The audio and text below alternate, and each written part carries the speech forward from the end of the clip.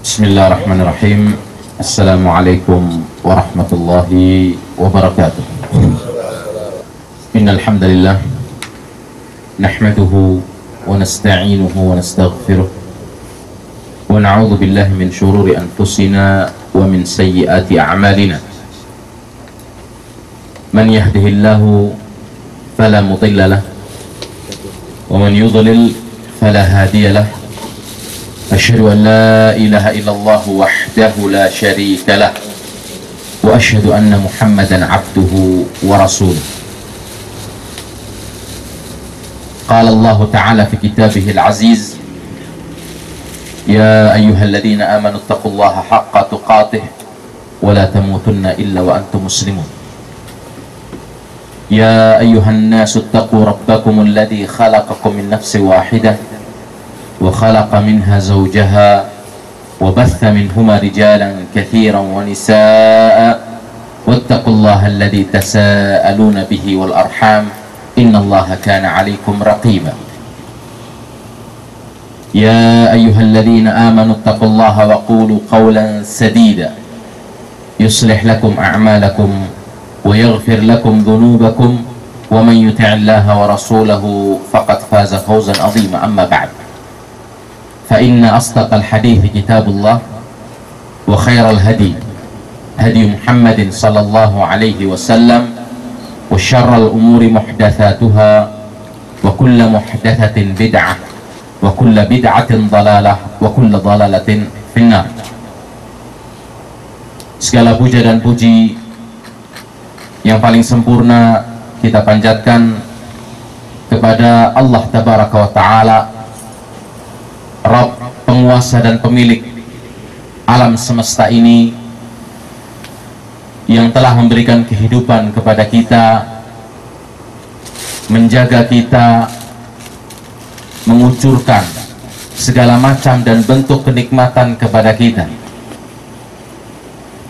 dan memberikan kepada kita umur yang diperintahkan untuk kita isi dengan ketaatan dan ibadah kepadanya. Salawat dan salam yang selalu tercurah kepada junjungan kita, suri tauladan kita, Nabi terakhir yang mulia Muhammad sallallahu alaihi wasallam, juga kepada keluarganya dan para sahabatnya yang mulia, dan orang-orang yang kuat dan tegar di dalam menegakkan ajaran Allah dan Rasulnya sampai datangnya hari pembalasan. Ikhwani fiddin, a'azzakumullahu jami'an. Pada kesempatan pagi yang mulia ini,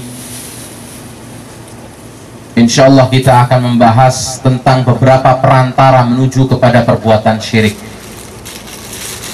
Perbuatan-perbuatan yang menghantarkan atau bisa menyampaikan seseorang kepada perbuatan syirik, dan agama telah memperingatkan dan menganjurkan dengan sangat kepada kita semua sebagai umat Islam untuk menjauhi perbuatan tersebut, karena ini adalah merupakan anak tangga yang akan menyampaikan seseorang kepada perbuatan syirik, penyekutuan kepada Allah Subhanahu wa Ta'ala. Walaupun ini merupakan perkara syirik kecil, akan tetapi seorang muslim tidak boleh meremehkannya, karena sekali lagi ini adalah merupakan perantara, anak tangga, yang apabila kita meremehkannya, na'udzubillah, bukan tidak mungkin seseorang bisa terjatuh kepada perbuatan syirik besar.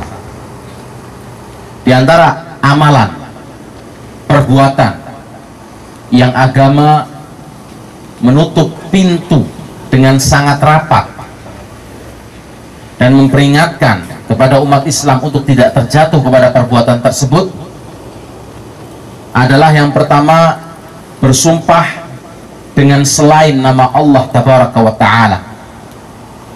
Tidak diperbolehkan kita sebagai seorang muslim untuk bersumpah dengan nama Ka'bah, wal Ka'bah, ya kan, demi Ka'bah.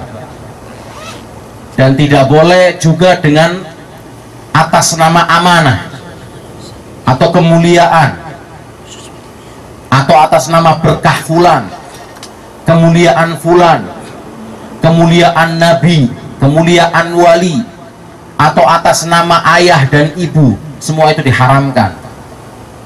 Atau bersumpah demi langit dan bumi, atau bersumpah demi cintaku padamu yang sedalam lautan dan setinggi langit misalnya. Kenapa? Karena sumpah adalah merupakan pengagungan. Maka tidak diperkenankan seseorang untuk bersumpah kecuali atas nama Allah tabaraka wa ta'ala. Imam Ahmad rahimahullah meriwayatkan dari Ibnu Umar radhiyallahu anhu secara marfu' sebuah hadis yang menjelaskan tentang peringatan Rasul sallallahu alaihi wasallam untuk kita tidak bersumpah kecuali dengan nama Allah. Man halafa bi ghairillah faqad asyrak. Peringatan yang sangat tegas. Barang siapa bersumpah dengan selain nama Allah, maka dia telah berbuat syirik. Dan Nabi juga bersabda dalam hadis yang lain, man kana halifan falyahlif billahi aw liyasmut. Barang siapa yang mau bersumpah, maka hendaklah bersumpah dengan nama Allah atau hendaknya diam kalau tidak bisa. Nah, jika seorang bersumpah dengan selain Allah tabaraka wa ta'ala, ini hati-hati. Kalau dia bersumpah dengan selain nama Allah dan dia meyakini bahwa yang dia pakai untuk bersumpah itu memiliki keagungan sebagaimana keagungan dan kebesaran Allah tabaraka wa ta'ala, maka dia telah terjatuh kepada perbuatan syirik besar karena menyamakan antara Allah dengan selainnya atau dengan makhluk. Namun jika ia meyakini atau orang yang bersumpah ini meyakini bahwa keagungan yang dia gunakan untuk nama sumpah itu lebih kecil daripada keagungan Allah, maka ini adalah perbuatan syirik kecil. Nah, jika tindakan tersebut dilakukan seseorang tanpa disengaja, apabila perbuatan yang dilakukan tanpa sengaja, maka dijelaskan oleh para ulama kafarahnya adalah dengan mengucapkan la ilaha illallah, sebagaimana diriwayatkan oleh Imam Al-Bukhari rahimahullah bahwa Nabi sallallahu alaihi wasallam bersabda, man halafa faqala fi hilfihi billati wal uzza falyaqul la ilaha illallah. Barang siapa yang bersumpah dan berkata dalam sumpahnya demi Lata dan Uzza, maka hendaklah dia mengucapkan la ilaha illallah. Dan barang siapa yang lisannya terpeleset, ya kan, bersumpah dengan selain Allah, maka hendaklah dia berusaha untuk meninggalkannya dan menjaga lisannya. Karena kita lihat sebagian orang kadang bersumpah dengan sumpah bohong atas nama Allah subhanahu wa ta'ala. Kita perhatikan, sangat mudah sekali dia bersumpah dengan sumpah palsu dan bohong dan menyebutkan nama Allah dalam sumpahnya. Namun kita dapati orang-orang atau sebagian manusia itu berani bersumpah dengan tidak berani bersumpah dengan sumpah bohong atas nama syekh atau wali fulan yang dia agungkan. Coba suruh bersumpah atas nama Abdul Qadir Jailani, derdek, Pak, ketakutan. Tapi bohongin orang dengan sumpah demi Allah, wallah, wah, berulang kali. Ini kenyataan yang kita dapatkan. Jelas ini adalah merupakan cermin yang menampakkan apa? Keimanan yang tidak ada di dalam hatinya. Bersumpah dengan nama Allah secara bohong berani, dia ulang-ulang dan jadi makanan empuknya, tapi giliran bersumpah dengan wali yang dia yakini bisa mendatangkan manfaat dan madharat, atau wali kutub yang menguasai salah satu sudut dunia yang dia yakini dengan kesaktiannya, tidak berani. Apa kau tidak gunakan akalmu? Siapa Allah dan siapa makhluk yang sama dengannya? yang mereka pun bergantung kepada Allah Subhanahu wa ta'ala. Dan di antara kesyirikan dalam lafaz ucapan yang sering mungkin dilontarkan oleh sebagian orang adalah seperti perkataan yang sudah juga pernah kita jelaskan, atas kehendak Allah dan kehendakmu. Dan di sini mengandung persamaan. Atau seandainya bukan karena Allah dan karenamu atau karena fulan, atau apa yang akan terjadi padaku jika tidak ada Allah dan kamu. Atau perkataan lain, ini adalah berkah Allah dan berkahmu. Ini adalah merupakan ungkapan yang salah. Yang benar adalah atas kehendak Allah kemudian kehendakmu. Kalau dalam bahasa Arab menggunakan wa, masya Allah wa syi'ta, atas kehendakmu dan kehendak Allah. Ini dilarang oleh Rasulullah SAW. Tapi yang benar adalah masya Allah wa syi'ta, atas kehendak Allah kemudian kehendakmu. Masya Allah thumma syi'ta. Karena di sini thumma mengandung urutan, jadi tidak disamakan antara makhluk dengan Allah Subhanahu wa ta'ala. Mengapa? Karena kehendak Allah, kehendak makhluk di bawah kehendak Allah Subhanahu wa ta'ala. Kehendak makhluk mengikut kehendak Allah Subhanahu wa ta'ala. Atau seandainya bukan karena Allah kemudian kamu. Dan apabila kita ingin berterima kasih dengan saudara kita yang telah menolong kita, jangan lupa kita selalu mengucapkan zikir rasa syukur kita. Alhamdulillah, Allah telah mengirimkanmu untuk menolongku. Jadi orang ini adalah merupakan perantara, sebab yang Allah kirimkan, tapi semua berasal dari Allah Subhanahu wa ta'ala. Alhamdulillah, engkau yang telah menarik anakku, kalau tidak tadi sudah kena serempet mobil. Alhamdulillah, puji syukur kepada Allah karena dia ingat yang menggerakkan tangan orang ini untuk menarik anaknya dan menyelamatkan dari serempetan mobil adalah Allah Subhanahu wa ta'ala. Kemudian perantara kedua yang bisa menyampaikan seorang kepada perbuatan syirik besar adalah menggantungkan jimat. Singkatannya jimat kemarin apa Pak Ahmad Subang? Atau Zainal Abidin? Barang siji di rumah, makanya nggak pernah dimandiin. Ya, dimandiinnya sebulan sekali atau bahkan setahun sekali. Kapan? Malam satu suro. Nah, menggantungkan jimat ini adalah termasuk jalan kesyirikan, ya kan? Karena kenapa seseorang memakai jimat? Apa sih tujuannya manusia yang memakai jimat? Ya, oh enggak dong. Kalau cepat kawin ada aji mumpungnya sendiri, ya kan? Biar selamat, ya kan? Biar selamat, biar terjauh dari mara bahaya, biar jauh dari bala, biar jauh dari orang-orang yang katanya mungkin mau nakal karena iri dengan apa yang kita miliki, biar tidak tertimpa sihir karena kita banyak musuhnya, makanya pakai jimat, penangkal, antivirus. Nah, itu istilah kerennya. Dan bahaya lainnya, nah jika pemakaian jimat ini dilakukan oleh seseorang atau pemakaiannya meyakini bahwa jimat tersebut adalah merupakan sebab serta sarana untuk menolak bala atau melawannya, ini perbuatan syirik kecil. Ini cuma perantara, tapi semua yang menentukan Allah. Kan propagandanya para dukun semua seperti itu. Atau dukun yang apa ini dikemas dengan istilah sebagai dukun kiai atau kiai dukun, padahal sama, made in-nya sama, produknya sama, cuma mereka menggunakan istilah ilmu putih dan ilmu hitam.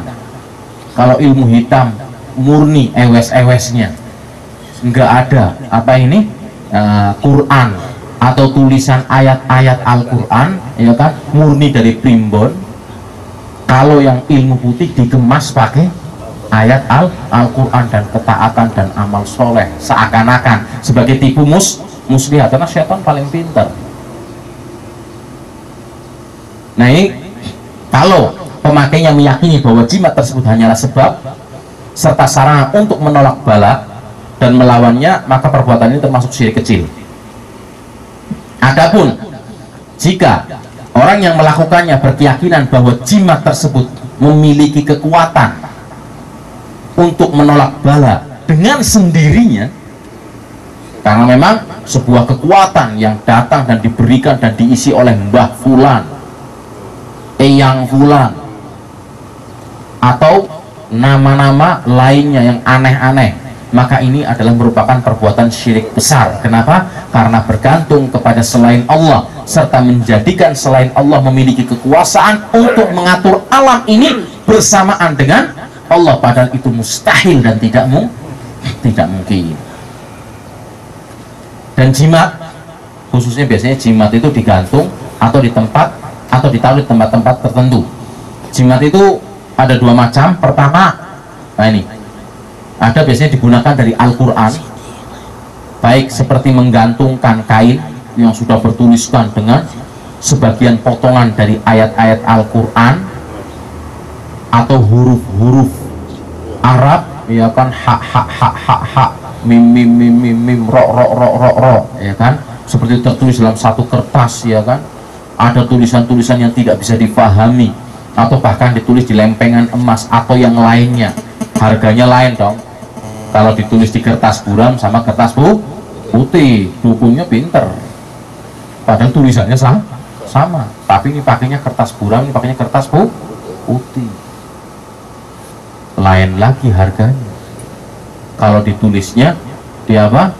Di kertas yang mungkin berminyak, menampakkan sinar. Lain lagi harganya kalau ditulisnya di lempengan emas. Wah, ini lebih beda lagi harganya, kan? Atau lainnya yang tertulis ayat-ayat Al-Quran. Dan bentuk kedua adalah di selain Al-Quran, seperti orang yang menggantungkan sesuatu yang bertuliskan nama-nama jin atau rumus-rumus sihir, 3 strip, ya kan, berapa, subhanallah. Jinnya pun pinter matematika, kalah manusianya. Ada rumus-rumus sihir. Ini adalah merupakan sarana kemusyrikan kepada Allah Subhanahu wa Ta'ala, ya kan, dan sarana seseorang untuk berlindung kepada selain Allah Subhanahu wa Ta'ala. Ibnu Mas'ud radhiyallahu anhu pernah berkata, barang siapa yang memotong jimat yang ada pada seseorang, maka dia seperti memerdekakan budak. Kata Ibnu Mas'ud. Jangan berpikir ambil, hancurkan, ya kan. Ada yang pakai akar bahar, ya kan, gedenya minta ampun di tangan, sampai tangannya buat ngangkat keberatan, nggak mau dilepas, dibawa mandi, dibawa tidur, ya kan, dibawa kerja, sampai bentuknya hitam, sampai tambah hitam, nggak mau dilepas. Barang siji di rumah memang ini, ya kan, yang pakai cincin, blue safir, apalagi itu, ya kan, delima merah dan lain sebagainya, tidak mau dilepas. Kenapa? Karena di sini pegangan. Karena ini kalau dilepas syaratnya hilang, kekuatannya hilang. Kalau pakai jimat ini kan dicotos kayak Mike Tyson mental tok, Pak. Balik lagi kayak samsak, nggak mempan. Kenapa? Pukulannya nggak sampai, ditangkal oleh jin, seperti itu. Kemudian Hudzaifah bin Yaman. Siapa Hudzaifah bin Yaman? Sahibu sirri Rasulullah sallallahu alaihi wasallam, yang menjaga sebagian data rahasia Rasulullah sallallahu alaihi wasallam. Pernah melihat seorang lelaki memakai gelang kuningan di tangannya, maka si Hudzaifah pun bertanya kepada orang tersebut, apa ini? Dijawab oleh lelaki tersebut, untuk melindungi diri dari penyakit, tolak bala dari penyakit. Maka langsung Hudzaifah berkata dan memperingatkan orang tersebut, tinggalkanlah perbuatan itu, buang apa ini, jimat ini, seperti keyakinan kamu tersebut. Sungguhnya dia hanya akan membuatmu bertambah susah. Jika kamu meninggal sedang kamu masih memakainya, memakai jimat tersebut, maka kamu tidak akan beruntung selama-lamanya. Kenapa? Karena dia sedang mempraktekkan perbuatan syirik. Adapun lain halnya dengan permasalahan ruqyah. Ruqyah yang memang dicontohkan oleh Rasulullah SAW dalam agama kita, yaitu zikir-zikir, wirid-wirid yang dibaca untuk orang sakit, maka diperbolehkan, ya kan? Karena memang ada tuntunannya. Kadang zikir itu menggunakan firman Allah, ya kan? Nama-nama dan sifatnya, di dalam ayat itu terkandung nama-nama dan sifat Allah, seperti membaca surat Al-Fatihah, membaca Al-Mu'awwidzat, surat Al-Ikhlas, surat Al-Falaq, surat An-Nas atas orang yang sakit, atau berdoa yang terdapat dalam sunnah Nabi Muhammad SAW, seperti doa Allahumma Rabban Nas adhibil ba'sa ishfi anta syafi la shifa'a illa shifa'uk shifa'un la yughadiru saqama. Adapun kalau yang dipakai adalah mengulang nama-nama jin, atau bahkan nama-nama yang enggak jelas, kampret ya. Apa? Nah itu kulhu, bukan huwallahu ahad, tapi kulhu balik dan lain sebagainya, atau nama nama malaikat, ya kan, nama nabi atau orang soleh sekalipun, maka ini adalah berdoa kepada selain Allah dan merupakan perbuatan syirik besar. Dan cara meruqyah jelas adalah dengan kita membaca ayat atau doa yang disunnahkan dan dianjurkan oleh Rasulullah SAW, kemudian meniupkan di tempat sakit orang yang sakit, seperti kayak sambil meludah. Ini seperti yang dilakukan oleh orang yang pernah mengobati orang sakit di sebuah tempat, kemudian memberitakan kepada Rasulullah SAW, dan Rasulullah membenarkan perbuatannya, dan bahkan Rasulullah berkata, siapa yang mengajarimu tentang perkara tersebut. Ini ketetapan dari Rasulullah, karena kalau salah bakal diperingati oleh Rasulullah. Kemudian diantara perantara kepada perbuatan syirik adalah mengaku mengetahui ilmu yang gaib. Oh, ini hati-hati, karena dalam kaidah Islam jelas seperti tersebut dalam Al-Quran dan Sunnah, tidak ada yang mengetahui perkara yang gaib kecuali Allah, seperti tersebut dalam firman-Nya surat An-Naml ayat 65, Qul, katakan kepada manusia wahai Muhammad, la ya'lamu man fis samawati wal ard al-ghaiba illallah. Tidak ada seorang pun di langit dan di bumi yang mengetahui tentang perkara yang gaib kecuali Allah. Wa ma yash'uruna ayyana yub'atsun. Dan mereka tidak mengetahui, ya kan, bila mereka akan dibangkitkan. Ada yang tahu? Tidak ada yang tahu. Jibril datang kepada Rasulullah. Jibril pimpinan para malaikat, ketuanya para malaikat, jenderalnya para malaikat, datang kepada Nabi dan bertanya, mata sa'ah, kapan hari kiamat? Dijawab oleh Rasulullah dengan ucapan, man mas'ulu anhu bi'a'lami minas sa'il. Orang yang bertanya tidak lebih tahu dari yang ditanya. Ini Jibril nggak tahu. Kok Anda bisa buka konsultasi tentang hari kiamat? Ilmunya datangnya dari mana sih? Dari iblis yang berada di samudera. Jelas sebuah kebohongan. Kenapa? Karena kita harus lebih percaya dengan ayat Allah Subhanahu wa Ta'ala. Selamanya, saudaraku sekalian, tidak ada yang bisa mengetahui perkara yang gaib, tidak seorang malaikat yang dekat, dan tidak pula nabi yang diutus, dan tidak pula wali yang katanya ahli ibadah, dan tidak pula seorang imam yang diikuti. Sekali-kali tidak ada yang mampu dan tidak ada yang mungkin tahu tentang perkara yang gaib kecuali Allah, ya kan? Kecuali jika ada seorang rasul diberi wahyu oleh Allah tentang suatu perkara yang gaib. Ini yang memberitahu Allah sebagai bukti kebenaran agama yang dibawanya, kebenaran kerasulannya. Allah yang membukakan ilmu gaib tersebut kepada Rasul atau Nabi tersebut, sebagaimana Allah mengabarkan kepada Nabi Muhammad SAW tentang tipu daya orang-orang kafir yang membuat makar akan membunuhnya. Jibril turun ngasih tahu. Sebelumnya Rasulullah kan nggak tahu, mau berangkat memenuhi panggilan orang-orang Yahudi, dan beliau tidak tahu kalau orang Yahudi itu telah membuat makar untuk membunuh Rasulullah. Kemudian Jibril memberitahu, turun dan memberitakan tentang makar yang dibuat oleh orang-orang Yahudi.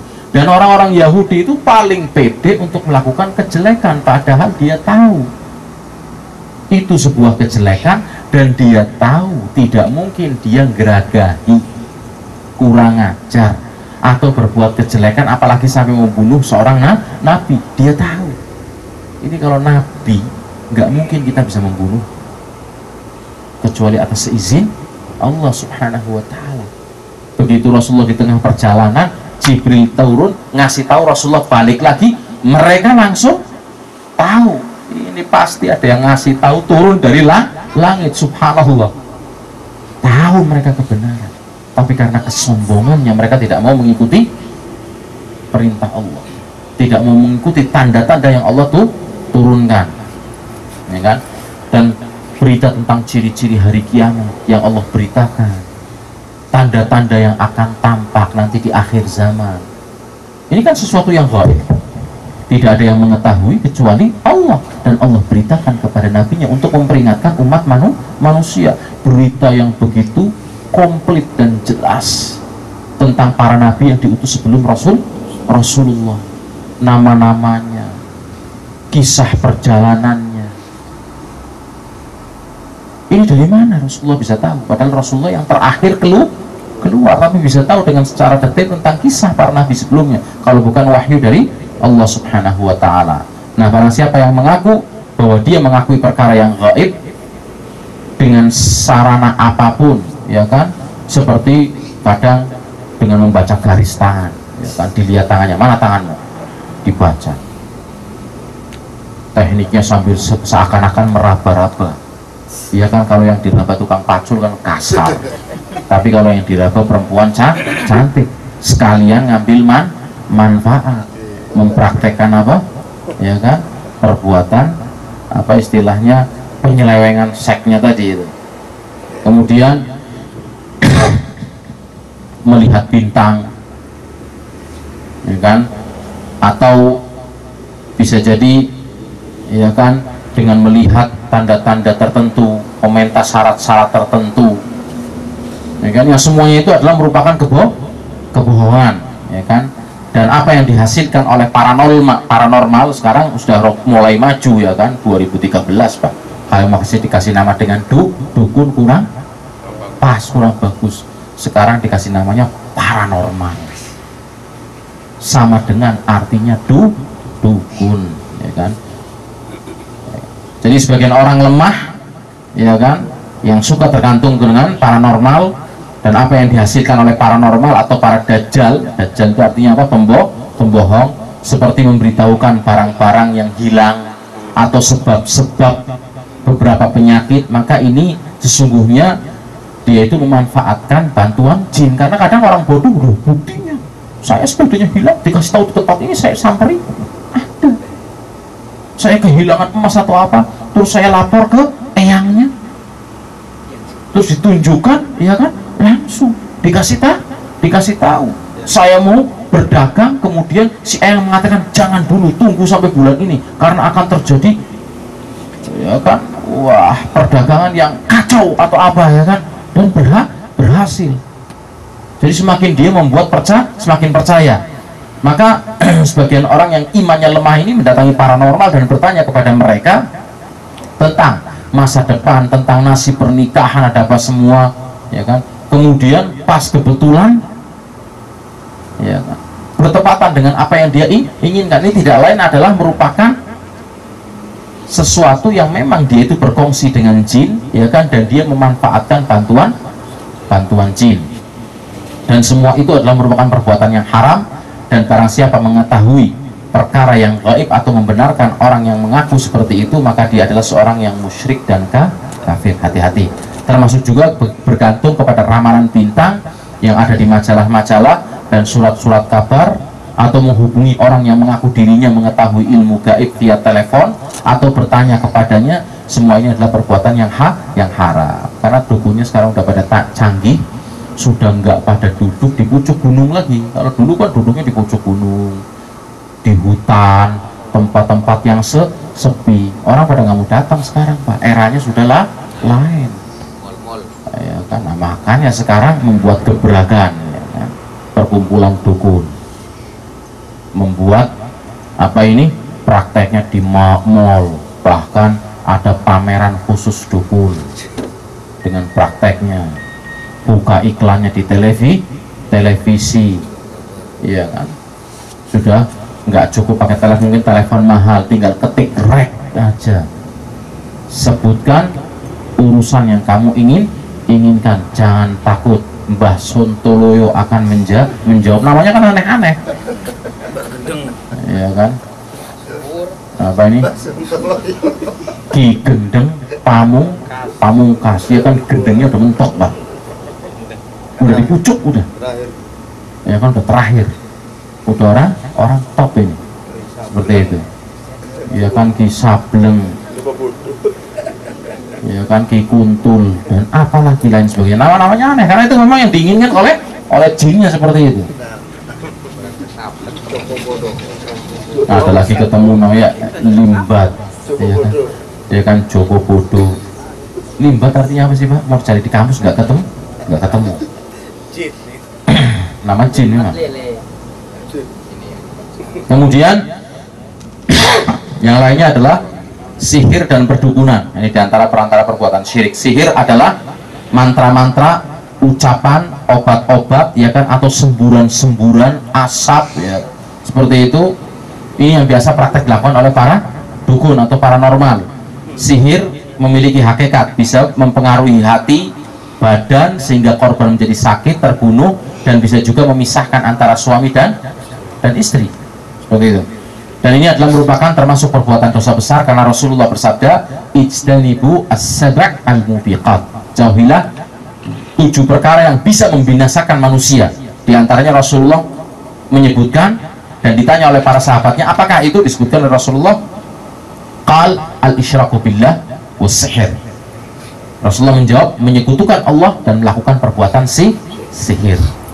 Dalam ilmu sihir ini terdapat pemanfaatan bantuan setan dan bergantung kepada setan, dan mendekatkan diri kepada setan tersebut agar mau membantu penyihir, karena setan nggak mau berkhidmat kecuali setelah kita mempersembahkan khidmat kita dahulu. Nah, dalam sihir juga terdapat pengakuan bahwa pelakunya mengetahui tentang perkara yang gaib, dan ini juga sebuah kesalahan, sedang hal ini adalah merupakan sebuah kesesatan dan kekufuran, karena Allah Subhanahu wa taala berfirman, innama sana'u kaida sahirin wa la yuflihus sahiru haitsu ata. Dan sungguhnya apa yang mereka perbuat itu dengan sihirnya, itu adalah merupakan tipu daya tukang sihir belaga. Wala yuflihus sahiru haitsu ata, dan tidak akan menang dan tidak akan pernah berjaya, tidak akan pernah berhasil tukang sihir itu di mana saja dia datang. Kenapa? Karena sihir itu tidak akan terjadi kecuali atas izin Allah Subhanahu wa taala. Dan orang yang kenal dengan Allah, kenal dengan agamanya, tidak mungkin akan terkena dengan sihir. Nah, hukuman atas pelaku sihir itu adalah dipenggal, Pak, dalam Islam. Dipotong lehernya, dipisahkan antara leher dengan badan, istilah lainnya, sebagaimana yang dilakukan oleh kalangan para sahabat Nabi. Dan anehnya, di zaman ini kita melihat orang-orang mengentengkan tentang permasalahan sihir, dan bisa jadi mereka menganggapnya sebagai salah satu seni dan menjadi kebanggaan, dan bahkan dikatakan ini adalah merupakan salah satu budaya turun-temurun masyarakat kita. Situ mengatakan sihir budaya turun-temurun. Fir'aun dari dulu sudah pakai sihir. Terus itu sedang melegalkan apa ini? Budaya, dan melanjutkan budayanya Fir'aun. Mengaku sihir adalah merupakan apa ini budaya masyarakat sampean ini apa ini? Fir'aun pun sudah kenal sih sihir, begitu. Dan orang-orang yang main sihir, ya kan, kita melihat mereka diberi penghargaan, ya kan, disediakan fasilitas pesta, pertandingan bagi para penyihir, dihadirkan ribuan penonton dan supporter seperti acara yang di TV itu kan, khusus seperti Star Academy untuk nyanyi, Star Academy dukun juga ada, nggak kalah seperti itu. Dan ini jelas pelecehan terhadap akidah. Alangkah bagusnya jika dilakukan terhadap penyihir seperti yang dilakukan oleh Jundub bin Abdillah, salah seorang sahabat Nabi. Apa yang dilakukan oleh Jundub bin Abdillah? Jundub bin Abdillah ini pernah masuki, ya kan, tempat salah seorang amir, pemimpin, dan melihat seorang penyihir di hadapannya sedang memainkan pedang di tangannya dan membuat ilusi-ilusi seolah-olah dia memotong kepalanya dan kemudian mengembalikannya lagi. Kan kita lihat, kepalanya bisa dilepas, dibalikan lagi, tubuhnya dipotong. Kemudian Jundub datang dan melihatnya. Pada hari berikutnya Jundub datang lagi dengan memakai mantel dan jubah dan sudah menyembunyikan dan mempersiapkan pedang di dalam mantel dan jubahnya. Kemudian dia masuk ke dalam perjamuan, ya kan, amir tersebut atau pemimpin tersebut, dan ternyata di hadapannya penyihir tersebut sedang memainkan pedang serta mengeluarkan ilmu sihirnya, ya kan, memotong kepalanya seakan-akan kepala dipotong dan tidak mati, bisa dikembalikan lagi, dipukul-pukul badannya tidak tembus, ditusuk tidak bisa tembus, dan orang-orang pun terheran-heran dan kagum dengan apa ini, atraksinya. Maka Jundub bin Abdillah mendekat kepada penyihir tersebut, nggak pakai ngomong lagi, ya kan, nggak pakai pikir panjang lagi, mengeluarkan pedangnya dengan secara tiba-tiba, lalu mengangkat dan melayangkan pedangnya ke leher penyihir tersebut. Nah, tadi katanya dilepas, nggak mati, dibalikin lagi. Ini sekarang tak praktekkan langsung diayunkan ke kepalanya, geluntung, jatuh. Kepalanya melayang, sedang tubuhnya pun jatuh terjerembab. Kemudian Jundub berkata dan berkata mengucapkan sabda Nabi Muhammad SAW yang berbunyi, haddus sahiri dharbuhu bi as-sayf. Hak hukuman bagi para penyihir adalah dipenggal, dilepasin kepalanya. Kemudian Jundub menoleh kepada mayat penyihir tersebut dan berkata, hidupkanlah dirimu sekarang, ayo, seperti kamu tadi mempraktekkan sihir, hidupkan dirimu lagi sekarang. Diam, nggak bisa berbuat apa-apa. Kemudian dia berkata dengan sabda Nabi Muhammad SAW tentang perkara sihir dan perdukunan, man ata'arrafan au kahinan fasaddaqahu bima yaqul faqad kafara bima unzila ala Muhammad. Barang siapa mendatangi seorang dukun kemudian dia mempercayai perkataannya, meyakini perkataannya, maka dia telah kafir dengan apa yang diturunkan kepada Nabi Muhammad SAW. Apa yang diturunkan oleh Nabi Muhammad? Agama yang benar dan hak ini. Dan yang perlu dicamkan di sini adalah bahwasanya para penyihir, dukun, peramal, mereka sedang mempermainkan akidah manusia karena mereka berpenampilan bak dokter, ya kan, yang akan menyembuhkan. Namun mereka memerintahkan orang yang sakit ini supaya menyembelih dengan syarat-syaratnya seekor domba. Tolong carikan domba atau kambing, iya kan, yang hitam semuanya, tidak ada putih sedikit pun, ya kan. Atau kadang terkenal di orang Indonesia ayam cemani, ini yang banyak digunakan untuk para penyihir, ya kan. Atau dombanya memiliki ciri-ciri khusus, atau seekor ayam yang memiliki ciri-ciri khusus, menulis tulisan azimat-azimat, ya kan, yang mengandung kemusyrikan dan kalimat-kalimat permohonan kepada syaitan, dan mengalungkannya atau menaruh di kotak ataupun di tempat atau suatu tempat di dalam rumah, taruh di bawah kasur atau taruh di pojok rumah dan lain sebagainya. Nah, sebagian lagi di antara mereka itu berpenampilan bak seorang wali, orang yang soleh, yang memiliki karomah, seperti memukul diri dengan pedang tidak tembus, tidak sobek kulitnya, atau dilindas mobil yang melaju namun tidak apa-apa, dan sulap-sulap yang lainnya yang pada hakikatnya adalah merupakan sihir yang merupakan amalan setan menggunakan jasad mereka, dan setan-setan mereka akan kabur begitu disebut nama Allah Subhanahu wa ta'ala. Ini kan seperti kejadian di Jawa Timur dulu ketika salah seorang presiden kita akan diturunkan, pengikutnya nggak terima, karena memang kalau presiden ini tambah lama ditaruh tambah hancur Indonesia kan, iya kan, diturunkan pengikutnya nggak terima, langsung membuat pasukan pembela pemimpin tersebut. Bukan jihad yang benar, tapi malah membela pemimpin yang rusak dan salah, ya kan. Wah, sebelum parade di jalan atau apa seperti itu menunjukkan bagaimana kekuatannya, ditusuk nggak apa-apa, digelindes mobil nggak apa-apa, ya kan. Bahkan ada yang makan api, jalan di atas bara api, tidak apa-apa. Ini lihat para pembelanya, pasukannya itu anti bacok semua, bahkan anti bakar, langsung demonstrasi.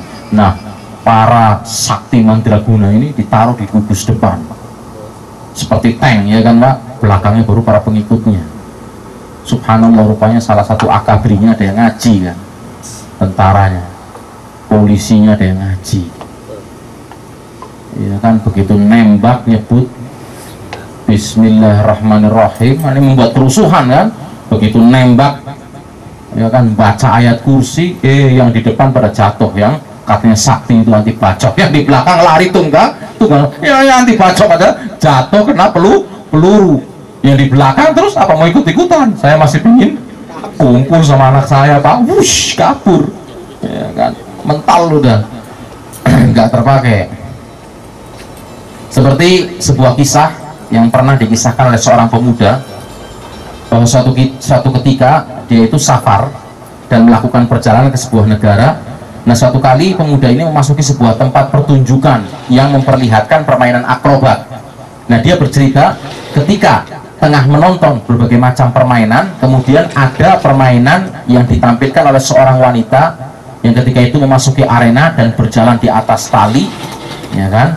Nah, bukan berjalan di atas tali saja, dan orang-orang semua pun takjub. Kemudian setelah berjalan di atas tali, dia itu melompat ke tembok kayak cicak Pak, dan berjalan kayak Spiderman di tembok ke arah dinding seperti itu.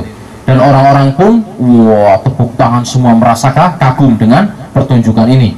Lalu saya berkata dalam hati saya, tidak mungkin ini kalau manusia biasa seperti ini. Yang dilakukannya adalah gerakan-gerakan akrobatik. Ada gerakan-gerakan akrobatik yang memang dia harus latihan, yang mungkin seseorang itu berlatih dahulu dan bisa melakukan gerakan akrobatik tersebut.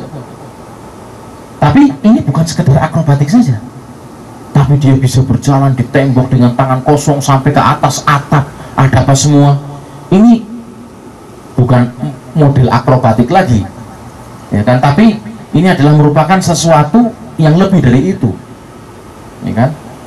Benar, dia berbicara dengan hatinya, aku ini adalah pelaku perbuatan maksiat, tapi alhamdulillah saya masih orang yang bertauhid. Saya nggak percaya dengan dukun, saya tidak percaya dengan sihir-sihir yang seperti ini, dan saya sebagai orang yang bertauhid tidak rela dengan perbuatan tersebut. Lalu aku menjadi bingung, kata dia, apa yang harus saya lakukan untuk menunjukkan kepada umat manusia bahwasanya ini adalah merupakan kebohongan.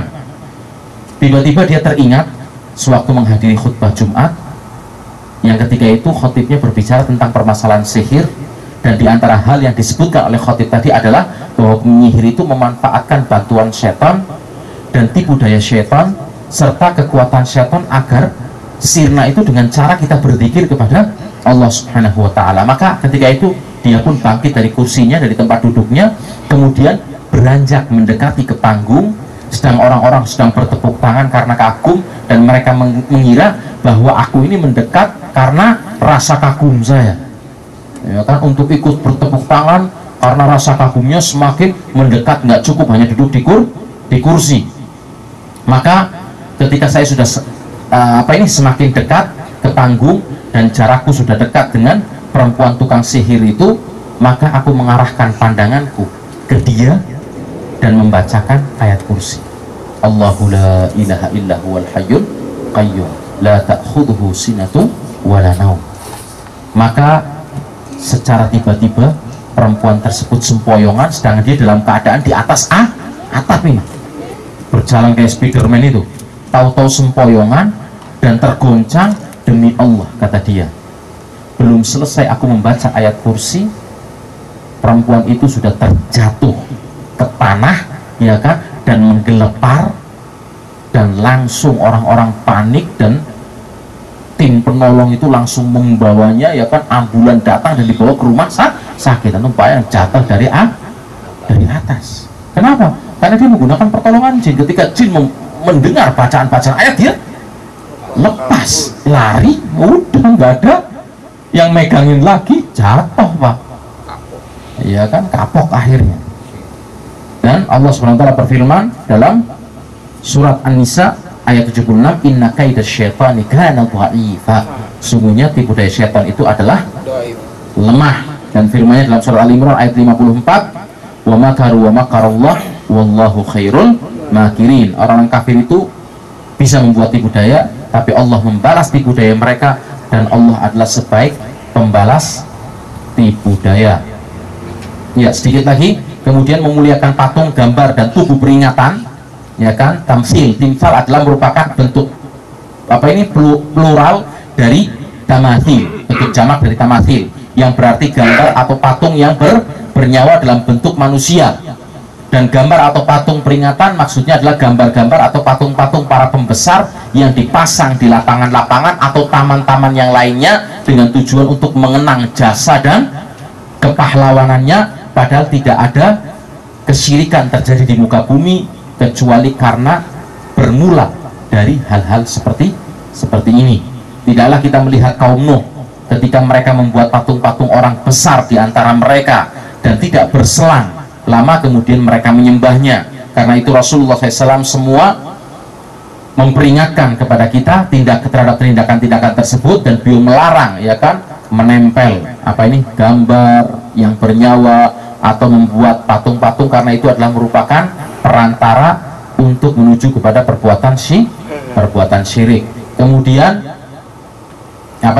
Rasulullah melaknat orang-orang yang membuat gambar atau patung, dan mengabarkan bahwa mereka adalah orang-orang yang mendapatkan azab paling pedih, dan diperintahkan oleh Allah untuk nanti membangunkan dan memberi nyawa kepada patung. Beliau juga memerintahkan untuk memusnahkan gambar atau patung. Beliau bersabda, la tadkhulul malaikatu baitan fihi surah, malaikat tidak masuk kepada rumah yang terdapat di dalamnya gambar. Kalau malaikat nggak masuk, berarti penggantinya siapa? Jin, setan. Seperti itu. Kemudian yang terakhir adalah tawasul yang bid'ah. Nah, tawasul bid'ah ini seperti tawasul kepada kemuliaan Nabi, atau dengan zat atau hak makhluk, atau dengan cara meminta doa dan syafaat dari orang-orang yang telah mati, maka tidak boleh. Karena seseorang berkata dalam doanya, ya Allah, aku mohon kepadamu dengan kemuliaan nabimu, atau dengan hak fulan, atau dengan roh mayit fulan, semua ini tidak diperbolehkan. Tawasul yang boleh dan disyariatkan di dalam Islam adalah tawasul kepada Allah dengan nama-namanya dan sifat-sifatnya, misalnya ya Rahman irhamni, ya Ghaffar ighfirli, wahai yang maha rahim, rahmatilah aku, yang maha pengampun, ampunilah aku.